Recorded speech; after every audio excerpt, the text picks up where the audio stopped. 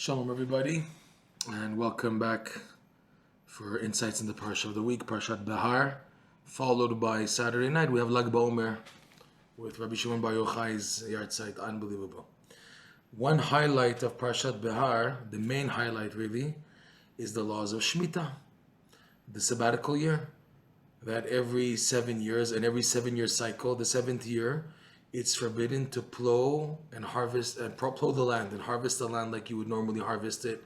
Rather, it's just left hefker, which means free for all. Everybody's allowed to eat from their food. You're not allowed to act like Rashi uses the wording of the sages, like a Ba'al Bayit. You shouldn't act on the sabbatical year like you own the land, that you have some overstature over other people on the advantage of the fruit and the produce of the land. Why? To remind every Jew that this land is not yours. You're working at 6 years. The 7th year is to remind you that everything belongs to Hashem and you're dependent on Hashem. And the famous question, so what do you eat then if you're harvesting? So Hashem says, "V'tziviti et birchati," I will command my blessing on the 6th year. That will be an abundance of produce or in the 6th year, so it'll be enough to cover even on the 7th year. And like Rashi also points out, that when you come to the Jubilee year, which is the 50th year, which is also a sabbatical, so that means you have the 49th year sabbatical and the 50th year, 2 in a row. So sometimes the 6th year had to produce so much abundance of fruit for the 7th year, which is like in the cycles, it's the 49th year of the 7-year cycle, 7 times 7, plus the 50th year, the Jubilee. Okay, and the Torah, with Rashi's commentary, you can see, it gives such an emphasis on the punishment for not keeping the laws of Shemitah. Rashi brings down that in the sin, Ba'avon, the Shemitah, and the sin that the Jews did not keep Shemitah, they were exiled out of the land. And Rashi says, the 70 years of exile between the first destruction and the second temple, the rebuilding of the second temple, those 70 years interval was as a punishment for the 70 years of Shemitah, which means every 7th year. So it's 70 times 10, 70. So you figure out that 70 times 7, that's a lot, of years that the Jews did not observe the Shemitah. And it was such a severe punishment. Okay? First of all, the Jews didn't do it as a question. And number 2, why is it so severe? Why is the punishment so severe for not observing the sabbatical that you get kicked out of the land? Galut. Galut, exile, is because of not observing the sabbatical. There's other mitzvot in the Torah. If you don't observe them, it doesn't say you're going to get kicked out and punished by exile. But here, it's super duper clear that the punishment for not keeping the Shemitah is galut. The question is, why is this so severe? We don't pull the land. It's another mitzvah, but you make a big deal that because of this, if you don't keep it, you'll be exiled to the land. What's so severe that the land doesn't have its rest on the 7th year, that the punishment is so severe that it's exile? Okay? So we need to look at things in perspective. All right? A Jew, take a picture of a Jew working for 6 years, plowing the land, and we're talking about the land of Israel. This law applies only in Eretz Yisrael to show you the greatness of the land of Israel and the greatness of the fruit of the Holy Land. There's a special added dimension of holiness and greatness and power and energy, whatever you want to call it, in the fruit of Eretz Yisrael. That's why even in the brachot, the 7 fruits of the Holy Land have a different ending in the blessing, the alamichyav and al-etz, you have a different ending if the produce, if the wine and the grapes and the figs and the dates and the pomegranate and the olives, they come from the Holy Land, it's a different bracha on the end, right? And the wheat, okay? So wheat we have, al-michyata, yeah, you're right, we have al-michyata. So the thing is, what's so special? The idea of the sabbatical, of 6-year cycle, 7-year cycle, 6 leading to 7, and then reaching the Jubilee, is showing that the work of the land and the Holy Land is something different. The goal of working the land and eating and using the produce is to absorb spirituality, which is simply not available outside in the diaspora. The goal is to perceive endless levels of holiness. Eretz Yisrael, the land of the Holy Land, is somewhere very special. The Cher Nerav, Rav Nachman Goldstein, a major Breslover, a disciple of Rav Nosson. He wrote a beautiful commentary on Likutey Moharan where he connects every lesson in Likutey Moharan to the idea of Shabbat. Okay? In his commentary on lesson 24, and the book is called Yekara de Shabbata, he says clearly that the idea of the Holy Land is that this is a place where a Jew can connect to the infinite light. You know, technically a Jew anywhere can connect, but Eretz Yisrael is towards that. It's aimed, it's a mission, its energy is to help a person more than anywhere else to connect to the infinite light. So with that said, the idea of working the land, the Jews who worked the land in the time of the temple, even today, in the Shemitah laws, the Ramban says it still applies even till today, the Shemitah, the laws of Shemitah. When Jews work the land and eat of the produce, the spirituality of the energy generated by the food and the working itself, okay, is to help propel a person to the highest levels of spirituality, to perceive the infinite light. But, like Rabbi Nachman teaches in lesson 24, the way to perceive the highest levels of spirituality in relationship to where you are holding right now, the procedure is that you have this momentum and flow of going up, of going upwards, but then being bashed. Batash is the Hebrew word. Probably the English word bashed comes from batash. That's what it looks like. It's an Aramaic word, belevatesh, betisha, okay, which bashes a person and pushes him backwards. And once you're pushed backwards and you accept it properly, that's how you build vessels to, yes, receive the light. That's an amazing rule for life. That to advance, you have to be pushed back. You have to be tested with the push backwards and knowing how to accept it properly with simcha, and then you're allowed to advance. Being pushed back, they send you a glimpse, a taste of what's beyond you. So you've tasted it, even though you were pushed back, because you accepted it properly, you did it properly. You did the process properly with simcha, so therefore you are able, B'ezrat Hashem, to receive light. Okay? So too, in the sabbatical format, you have 6 years of working the land, okay? And they're developing produce, and the holiness of the Holy Land is to bring a person to connect to the spiritual dimension hidden within the Holy Land and hidden within the fruit of the Holy Land. But now to be able to taste that light, 7th year. What's 7th year? No more work, okay? No more working. You have to sit back. You have to train and recognize and accept to be able to stop, to learn how to stop and to have patience. This was the test. This is what was so hard for the Jews of the first temple, is that you can imagine at the time of the first temple, there was so much energy and light and holiness that, because you begin to wonder, how could Jews of such a high stature not keep the Shemitah years? 70 Shemitahs they didn't keep. Again, 7 times 70. Okay, you have the 50 year, so you can deduct. It's around more or less 70 times 7. That's a lot of years. And in them, they didn't keep the Shemitah. What's going on? Well, we're talking about Jewish people here, normal people. So let's put ourselves in that situation. It's what was wrong. The thing was, there was so much energy in absorbing by reaping and harvesting the crops of the Holy Land for 6 years. So it came to the 7th year and they're told stop. It was hard for them to stop. Why?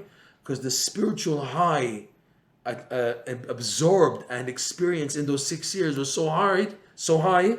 It was so hard for people to just tell them to stop and now do nothing. It's hard. It's not easy. Just imagine you're on a roll, and then they tell you stop. People say, "What? Stop? Let me keep on going. I'm on a roll." That was the difficulty then, and that's the difficulty in today's society. People don't know how to have patience and stop. You want to go on the run, and people are just over nervous and this and that, and overexerted, and they're running. People don't know how to relax and how to calm and to wait in order to reach the next level. That's what's difficult. That's the idea of the 7th year. If they tell you to wait, stop, don't harvest the land. Because if you do, you'll smash. So now you understand why it was such a severe punishment, why it is such a severe punishment of not observing the Shemitah, that you deserve exile. Why? Because if now you're not doing the normal procedure of being in the Holy Land, which is 6 years going forward, and then 7th year you stop, and that's the way to absorb the light, the infinite light contained within Eretz Yisrael, the Holy Land. If you're not able to do that, so you don't deserve to be here. You can't be here. You're not doing the right thing. The land will spit you out. Eretz Yisrael is only the holiness of Eretz Yisrael is only for people who are willing to work and meet the conditions to tap into the infinite light. And if now you're not, then you get spit out of the land. So the obvious question today is, you have many secular Jews living in the Holy Land. What's going on? So there's a midrash. There's a midrash that says that a person who's unworthy, they take the earth from the diaspora and put it under their feet. If they're living here, Jews living in the Holy Land, and he doesn't deserve to be here, so angels come and put under his footsteps the earth, the soil. I guess it's obviously spiritually, if you want to say. It's hard to, we have to believe in the midrash what it says. But they put it under the person's feet, his footsteps, soil of the diaspora. So he's never really walking in Eretz Yisrael. And if he's not walking in Eretz Yisrael, he's not entitled to the light, the infinite light accessibility, which is found in the Holy Land, which is found nowhere else. Okay? So again, this is the idea of the Shemitah, okay, the sabbatical year, the sabbatical cycle. Jubilee, which is the 50th year, the number 50 always connotes the actual highest level, the Keter. Okay? There's mini cycles and then there's a big cycle.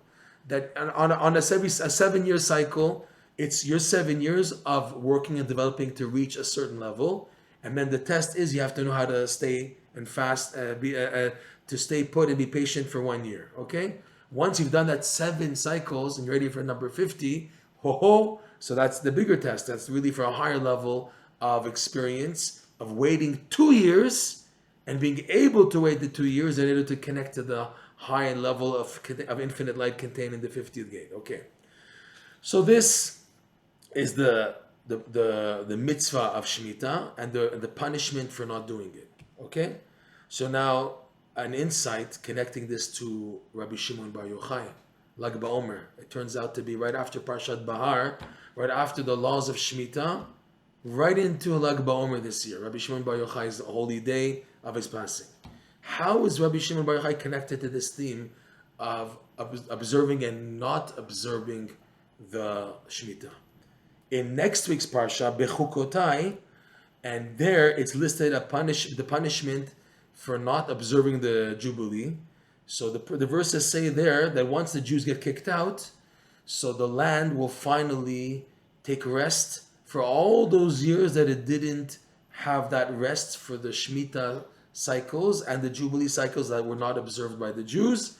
So then when the Jews are in exile and the land has a break because it's barren, no one's working in the land, no Jews are working in the land, so the land can take its break.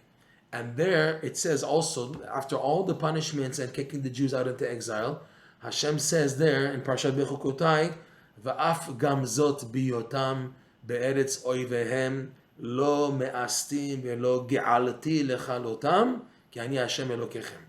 Hashem says, and even though nonetheless the Jews will be in exile, I will not be disgusted with them. I will not be ma'us. The Jews won't be disgusted for me. And even a harder term, velo ge'altim. Ge'ala means really sickened. Hashem says, I won't be, disgusted and sickened by the Jews and destroy them. Lo ma'astim velo ge'altim lechalotam, and decide to destroy them. Hashem says, I won't destroy them. I won't be disgusted by the Jews and say, look at them in exile. Look how they're low and they're fallen so low in assimilation and no Torah observance. I'm just going to destroy them. Hashem says, no. Even if the Jews are in exile, I won't become disgusted and sickened by them and destroy them. Okay, so what's amazing? The word ge'alatim, which is really bad, really sickened and disgusted by somebody. Let's look at the word ge'alatim. You have Gimel, Ayin, Lamed, Tav, Yud, Mem. It adds up to Gematria. This is amazing. 553. Right? Gimel is 3, Ayin 70, Lamed is 30, Tav 400, Yud is 10, and Mem Sofit is 40. It's 553.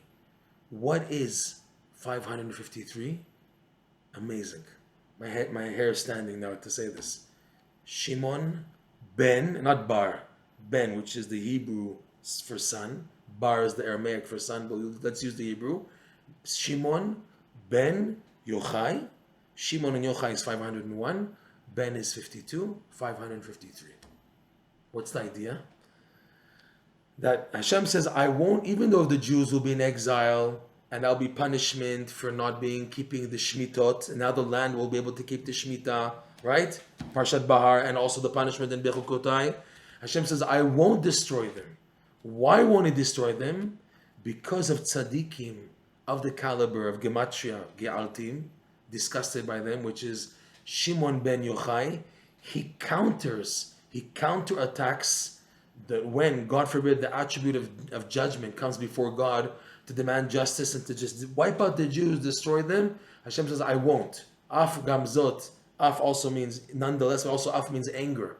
Hashem, even if Hashem is angry at the Jews and wants to destroy them, He says, I won't destroy. Lo ge'altim, I won't be disgusted with them to destroy them. Why?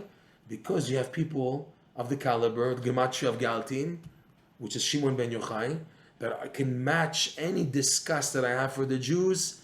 Still, nonetheless, there's the merit of these outstanding tzaddikim, which keep Hashem, kivyachol, so to speak, in check, not to destroy the Jewish people.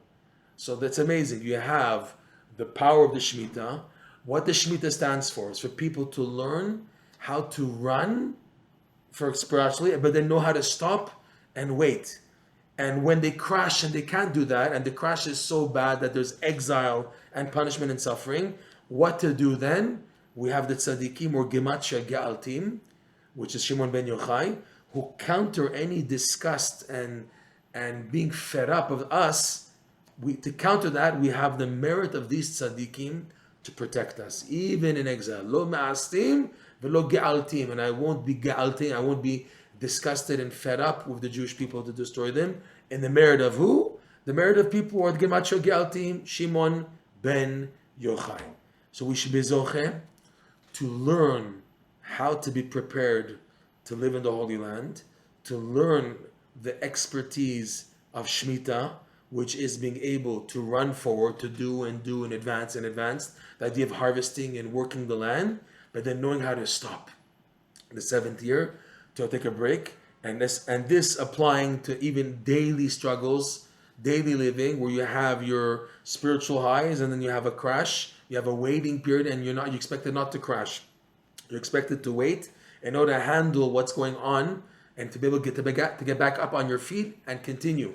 Where most people, when they crash, when they have a light and they push back, they crash totally, God forbid, because the ascent wasn't done properly. It retroactively shows that people were not happy and humbled when advancing. Just they forgot themselves. Hey, I'm on the top of the world, I'm top of the universe, I'm better and bigger than anybody else, and they lose perspective and crash. Whereas a person, when Hashem enhances him with light to advance, he's humbled even more. Hashem, thank you, I'm so undeserving. Thank you, Hashem. And he's so the thanksgiving. Then he's able to handle when the light is withdrawn, and then he does fall back, that he doesn't crash. And even if he does crash, it's like for a moment, he knows how to get up right afterwards and pretend and act, nothing happened. We're starting again, starting from fresh, a new beginning, great. That's what's needed, okay? And in the merit of tzaddikim, like Rabbi Shimon bar Yochai, we should have the merit to be able to handle this light, the conditions needed to be in the Holy Land, and in order to perceive the light contained within the Holy Land, which is the infinite light, and as a result to be a vessel to receive the coming of Mashiach, B'ezrat Hashem. Shabbat Shalom Umvuach.